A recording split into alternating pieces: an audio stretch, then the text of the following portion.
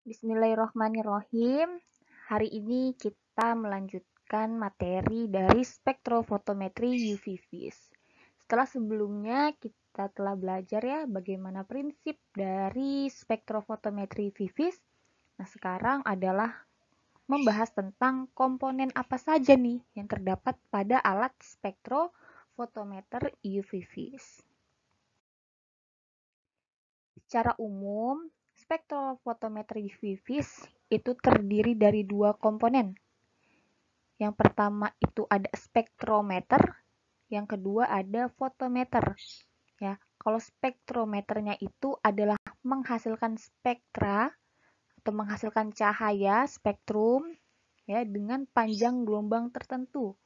Nah, sedangkan fotometer adalah alat yang digunakan untuk mengukur ya intensitas cahaya yang ditransmisikan atau diabsorpsi atau diserap.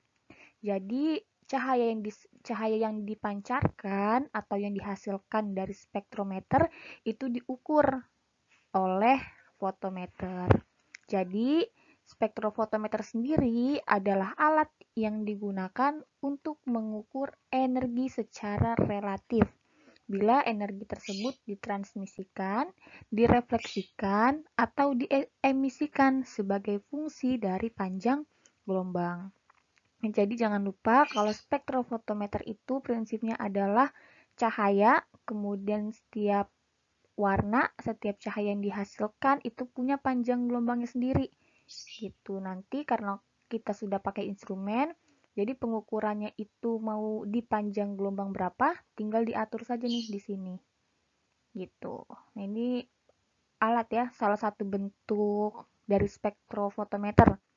Nah, bentuk dari spektrofotometer itu ada banyak, jadi tergantung siapa yang produksi kayak gitu. Nah, ini salah satunya aja.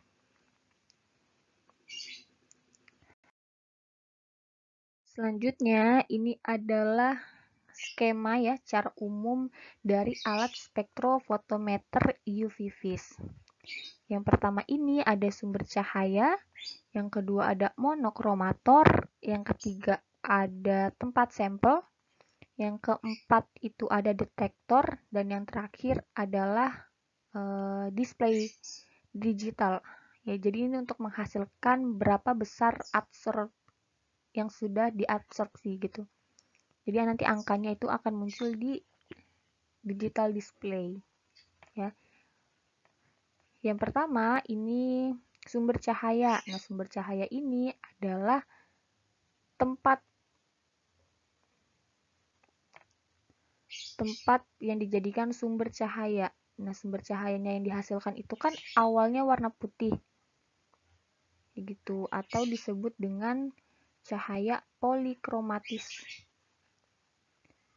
Karena sebetulnya cahaya putih itu kan terdiri dari banyak warna ya. Nah, makanya disebut dengan polikromatis. Poli artinya itu banyak, sedangkan kroma adalah warna.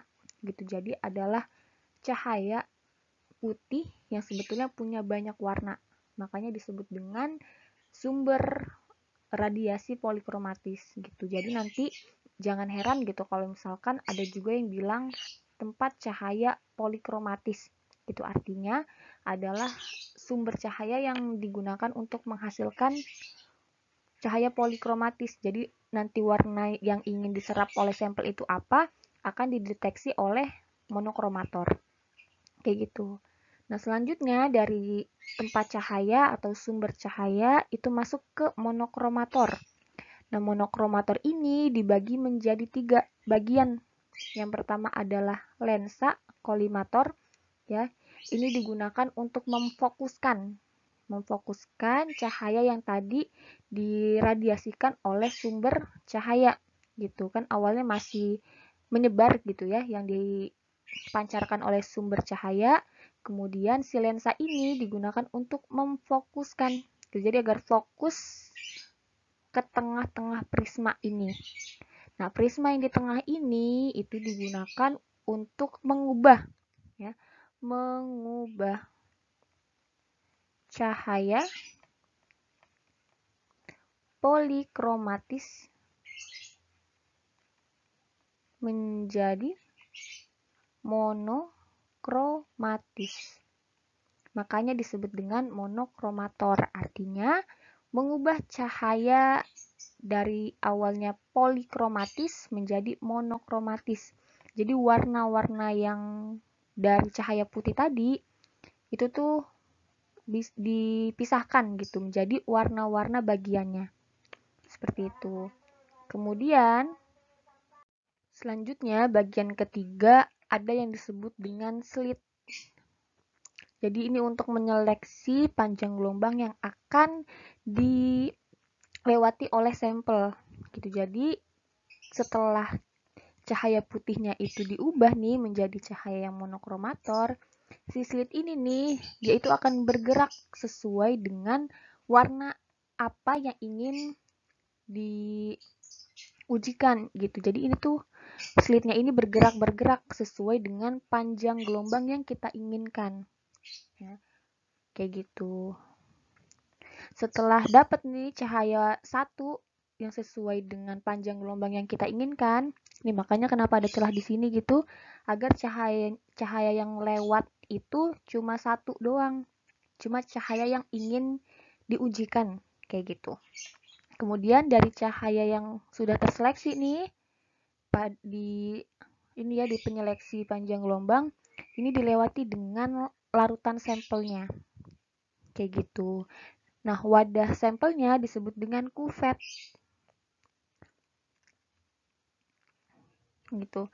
Nah, setelah dilewati oleh sampel, ya, besarnya cahaya yang tersisa atau yang tidak diserap oleh tidak diserap oleh sampel itu akan dideteksi oleh alat yang disebut dengan detektor. Gitu. Selanjutnya dari detektor itu diubah bentuknya yang awalnya berupa banyaknya ini ya panjang gelombang, kemudian ditampilkan adalah hasil absorbansinya kayak gitu ya. Jadi secara umum skema dari spektrofotometer itu ada 5. Yang pertama sumber cahaya, kemudian ada monokromator, ketiga ada tempat sampel, keempat ada detektor, ya yang terakhir ada display player gitu ya, atau digital display ya.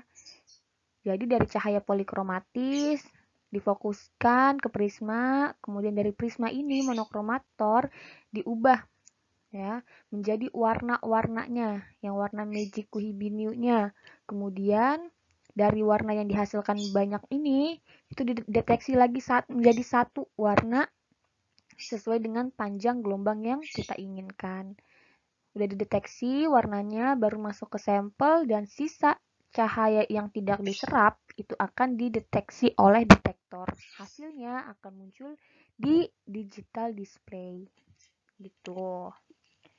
Kemudian secara umum ya, spektrofotometer UV vis itu dibagi menjadi 2 jenis. Yang pertama ada spektrofotometer UV vis single beam. Yang kedua ada double beam. Gitu. Nah, ini yang digambar ini itu adalah spektrofotometer UV vis yang single beam. Artinya tempat sampel nih atau tempat kuvetnya itu cuma satu aja gitu. Jadi ketika nanti ingin menguji pada saat pengujian itu ganti-gantian antara blanko dengan sampelnya gitu. Ingat ya, antara blanko dengan sampel itu ganti-gantian diujinya. Jadi kalau misal mau uji sampel blanko dulu, kemudian menguji lagi selanjutnya blanko dulu, baru sampel kayak gitu. Karena wadahnya itu cuma satu, artinya nih cahaya yang dihasilkan di sini nih cuma satu ya, sedangkan yang double beam itu ada 2. Ini gambar dari double beam. Secara umum bagian-bagiannya itu sama aja komponennya, bedanya hanya wadah sampel dengan wadah blankonya itu bisa diukur barengan. Jadi tempatnya ada 2 gitu. Jadi nggak perlu gantian pengujiannya. Sama ya secara umum, ada sumber cahaya, ada monokromator. Cahaya yang dihasilkan dari monokromator yang satu warna itu dibagi lagi, dipecah menjadi 2. Kayak gitu. Ada yang ke arah sampel, ada yang ke arah referensi atau ke arah blanko. Jadi nanti hasilnya itu bisa langsung kebaca. Jadi nggak perlu ganti-gantian ngujinya. Kayak gitu. Ini ada detektor. Ya, 3, keempatnya detektor. Kemudian yang kelimanya ini different amplifier. Maksudnya adalah tempat untuk menghitung perbandingan antara blanko dan sampel. Kayak gitu. Selanjutnya hasilnya akan muncul di layar. Paham ya?